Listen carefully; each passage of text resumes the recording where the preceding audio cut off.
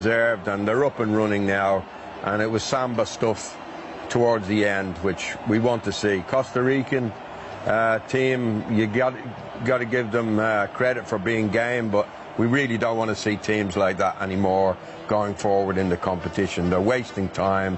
They're just there to defend. We want to see teams like Brazil go forward in the competition, and they ought to now move forward out of this group.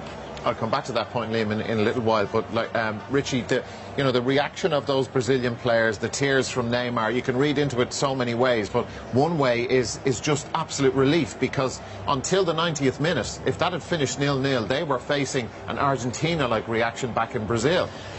Yeah, they've enough experience to know what kind of reaction they would have gotten if they dropped points again today. But they got what they deserved, and I'd have a huge amount of sympathy for Costa Rica. The mismatch in terms of their natural talent and individual skill and the resources and their history at this level, expectations, well, they shouldn't really be at the same level at all, but they gave a really spirited display, particularly in defence. They didn't offer much going forward over the 90 minutes, but that wasn't their plan, and they left it very late. We had a superb use of VAR, in my opinion, as well. Wonderful bit of skill from Neymar at the end. Brazil came to life in the second half. We sat there at half-time wondering, would the coach make changes? We knew he had options on the bench. I think he did. He made very positive changes, and the players responded. It was really, really good second half, but I'd have sympathy for Costa Rica, given all the effort they put in. Yet no fairy tale repeat of what happened to them 4 years ago for Costa Rica. But Brazil, in a few weeks' time, they may well look back to those injury time minutes and look upon them as very, very significant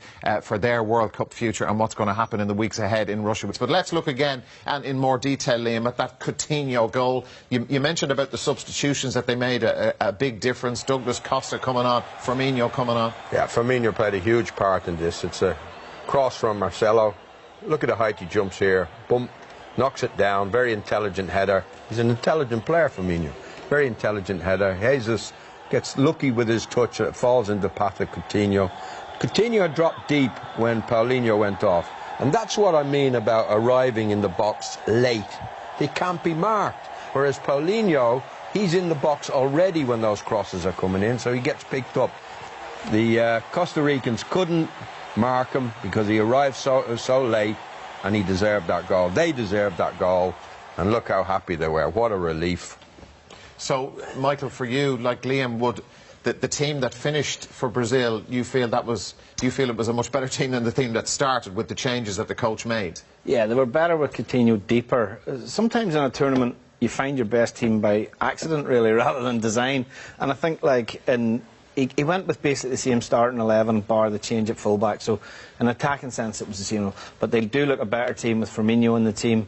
I think they were a better team because they had the ability just to cross the ball, which they didn't do in the first half. And Coutinho there, he was their best player on the day. I felt it was fitting that he got the goal. You look at it, when the ball's in the box, he's running from so deep. He's actually outside the box when you see it from behind the goal, and it's a great little finish. But, he still has to solve. I think Jesus is a player that they should go to off the bench, and they have to find a solution in midfield for Paulinho. Richie, Neymar opened his account at the World Cup finally. He did, yeah. And Costa Rica, they'd conceded the first goal. They're a little bit open, and I think it was a really good break from Casemiro in the middle of the park. But it's no more than Brazil deserved. I spoke a moment ago. I'd have sympathy for Costa Rica because of the effort they put in, and because the goals came so late. But you see the amount of space he has to run into here. They're just wide open. Ball out wide. And we just thought at this first when we saw it, was he onside or not? This angle clears it up. He's clearly onside. Really good ball across. But you can see why Neymar attracted so much attention. You can see why he's so important to Brazil. You can see why the cameras love him. You can see why opponents want to kick him as well. He gave so much in that second half. But it's what Brazil deserved. All right. Now, the penalty incident, this historic in its own way. We're going to look at this where the Dutch referee, initially gave the penalty, then went and had a look at the replay on the side and overturned it.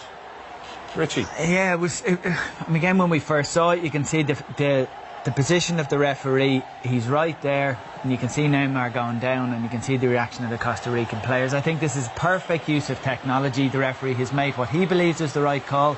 He goes to the VAR officials for their view, and I think the outcome was absolutely correct. I don't think there was sufficient contact on Neymar to warrant the penalty kick. The replays do show think the left arm does seem to maybe touch his stomach, his chest. There's no obvious grab of a shirt. But for me, I don't think that's sufficient contact at all for the ref to give the penalty. Neymar goes down. I think it looks a bit of a theatrical dive, but I think he just lost balance and went back. Maybe he was looking to draw the foul, but the referee, for me, absolutely spot on to go to the VAR officials for backup, and they were absolutely right. Or the referee was right to roll back in his decision. And I think Liam disagrees. Yeah, Liam? I thought he impeded him with his arm, with his hand. If you obstruct somebody with your body, it's an indirect free kick if you just get in the way and stop him from reaching the ball. But I felt that his hand was, almost grabbed the shirt for him momentarily. Neymar felt it and he said, well, I can't get the ball anymore, so it's got to be a foul. And I think the referee agreed with it. Did the referee go to VAR or did VAR go to the referee? This is what I don't understand. Well, no, they would have. He gives the decision, and the officials, just as we. Yeah, but Richie said the referee wanted VAR to. Well, the officials would have said, look, we think you should have a look at that again. Yeah, I mean it's the right use of VAR. VAR guys would have said you should look at it again. Yeah, and that's where he goes over.